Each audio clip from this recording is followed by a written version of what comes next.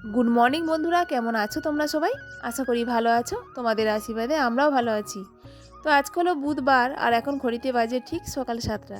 তো 7টা থেকে তোমাদেরকে সাথে নিয়ে এখন থেকে ভিডিওটা স্টার্ট করলাম। তো আজকে অনেকটাই তাড়াতাড়ি উঠে পড়েছি। অন্যান্য দিন তো অনেকটাই দেরি করে উঠি, আজকে না ঘুমটা অনেক তাড়াতাড়ি ভেঙে গেছে। তো ঘুম ঘুম থেকে না একদমই উঠতে যেন ইচ্ছা করছিল না, কারণ শীতকালে লেপ কম্বলের ভিতরে ঢুকে থাকতেই তো ইচ্ছা করবে। তো কিছু করার নেই, কারণ একা সংসারের কাজগুলো তো পড়ে রয়েছে, তো ওগুলোকে তো করতেই হবে। কারণ আমার একা সংসারে করার মতো কেউ নেই। আমার শরীর ভালো থাকুক না থাকুক আমাকেই করতে হয়। তো ওইদিকে না ঘুম থেকে উঠে পড়েছি, আর তার 15 মিনিটের মধ্যে ছেলে আবার উঠে পড়েছে। তো উঠে এদিকে হাঁটাহাঁটি শুরু করে দিয়েছে, আর কাজের তো গণ্ডগোল শুরুও করে দিয়েছে। আর মেয়েকে তো না ডেকে ডেকে একদমই পারা যায় না, মেয়েকে যতবার ডাকি একদমই যেন ওর ঘুম ভাঙতেই চায় না। তো রীতিমতো অনেকটাই জোর করে মেয়েকে তুলেছি। তো ওইদিকে তোমার দাদাভাই না মেয়ের বইগুলো মলাট করে দিচ্ছে, নতুন বই পেয়েছে, তো বইগুলো না মলাট করে দিলে আবার নষ্ট হয়ে যাবে। তো আমি সোজা চলে এসেছি রান্নাঘরে। এখনও পর্যন্ত বাসি কাজকর্ম কিছুই সারা হয়নি, কারণ তোমার দাদাভাই না দোকানে যাবে, তো চাটা করতে হবে।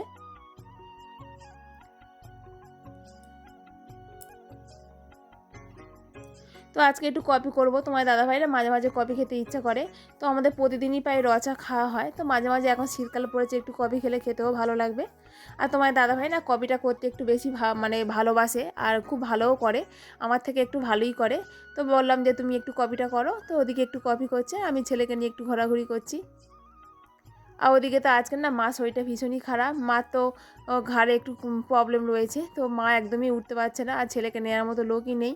আর মেয়ে তো সকাল সকাল ঘুম থেকে উঠে বলে দিয়েছে তোমার ছেলেকে আমি নিতে পারবো না, আমার পড়ার গণ্ডগোল হয়। তো মেয়েকে বললাম পড়ার গণ্ডগোল যদি হয় তুমি ছাদের ওপর গিয়ে রোদ রয়েছে তো ওখানেই পড়ো, এখানে পড়লে একটু তো গণ্ডগোলই হবে।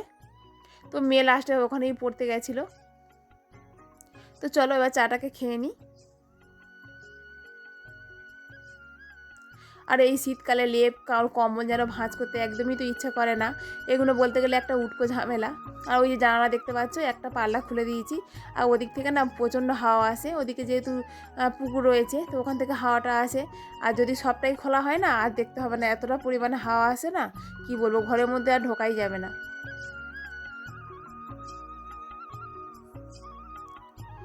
তো মেয়েকে বললাম ছেলেকে তুমি একটু ধরো, আমি ঘরটাকে একটু ঝাড় দিই। তো মেয়ে একটু ধরেছিল, তারপর মেয়ে ছাদের উপর পড়তে চলে গেছিলো। আর তারপরে সারাক্ষণই না ছেলেকে নিয়ে আমাকে রান্না করতে হয়েছিল। আর ওদিকে দিদি তো ধরতেও পারে না, কারণ দিদির সংসারে কাজকর্ম থাকে। এদিকে দুটো গ্যাস জ্বেলে দিয়েছি, তো একদিকে ভাত বসিয়ে দিয়েছি আর একদিকে রান্নাটা বসিয়ে দিলাম।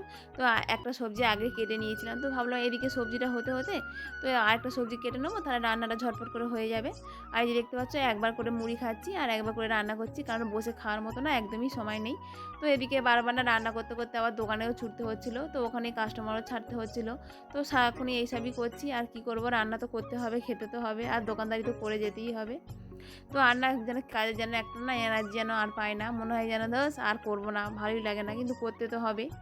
বাইরে থেকে না সংসারটা দেখে খুবই ছোট মনে হয়, কিন্তু কাজকর্মটা আর শেষ নেই।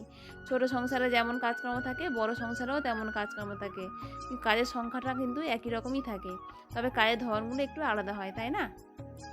তো এদিকে তোমাদের সঙ্গে কথা বলতে বলতে দেখো তরকারিটা হয়েও এসেছে। আর এদিকে আরেকটা তরকারি বাকি রয়েছে, তো সেটাকে এখন করব না, তো ভাবলাম স্নানটাকে আগে করে নিই, কারণ স্নান না করলে আবার ওদিকে মানিকে স্নান করাতে হবে, খাওয়াতে হবে, অনেকটাই দেরি হয়ে যাবে। তো এদিকে তরকারির জোগাড়টা করে রেখে দিলাম, তো স্নান টান করে এসে আবার এদিকে তরকারিটা করে নেব।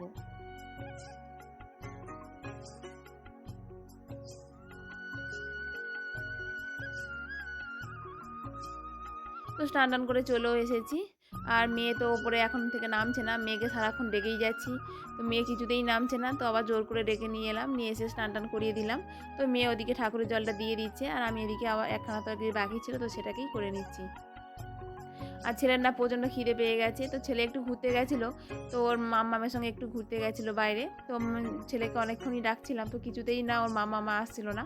তো সেই কারণে ছেলে তো সকালে প্রায় 2 টাইমই খায়, তো এক টাইম খেয়েছে না, তো অনেকটাই খিদে পেয়ে গেছে। তো আবার ঝটপট করে রান্নাটা করে ছেলেকে স্নান টান করিয়ে দিলাম, দিয়েও মাঝখানে খাইয়েও দিয়েছিলাম। আর এই রান্নাটা করতে করতে না কি হয়েছিল জানো তো, গ্যাসটা আমার শেষ হয়ে গেছিলো।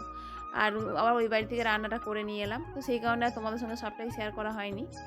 তো দেখো রান্নাবান্না রেডিও হয়ে গেছে। তো আলু দিয়ে মাছ দিয়ে একটা মাখা মাখা তরকারি করেছি টমেটো দিয়ে, আর ওদিকে পেঁয়াজ কলি আলু আর বিন কড়াই দিয়ে একটা তরকারি করেছিলাম, আর তার সঙ্গে মাছের মাথাটাও দিয়েছিলাম। তো তো একেবারে চলে এলাম সন্ধ্যার সময়। গুড ইভিনিং বন্ধুরা। তো মেয়ে দুটো চপ কিনে নিয়ে এসছে। তো মেয়ের তো আগেই খাওয়া হয়ে গেছে। মেয়ে চপ দেখলে না আর একদম সামলাতে পারে না, ও আগেই খেয়ে নেয়। তো আমি অনেকক্ষণ পরেই খাচ্ছি, কারণ দোকানে কাস্টমার ছিল, তো ওখানেই অনেকটা দেরি হয়ে গেছিলো। তো এখন ঘড়িতে 7টার মতো বাজে। তো এখন চপ মুড়ি খাচ্ছি। আর ওদিকে সারাক্ষণ ছেলে তো হাঁটাহাঁটি করতেই থাকে।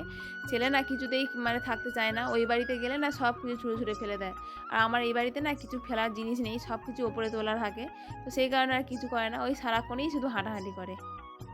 আর মেয়ে এদিকে পড়তেও বসে গেছে। তো মেয়ে একটু পড়ছে, আমি এখন মুড়িটা খেয়ে নিচ্ছি। তো বন্ধুরা, ভিডিওটি এখানেই শেষ করলাম। ভিডিওটি কেমন লাগলো তোমরা অবশ্যই এটা কমেন্ট করে জানিও। আর ভিডিওটি যদি ভালো লেগে থাকে তাহলে একটা লাইক করে দিও। আর চ্যানেলে যদি নতুন বন্ধু হয়ে থাকো তাহলে চ্যানেলটিকে সাবস্ক্রাইব করে ছোট্ট পরিবারের পাশে থেকো। তো এখনকার মতো সবাইকে বলছি টাটা।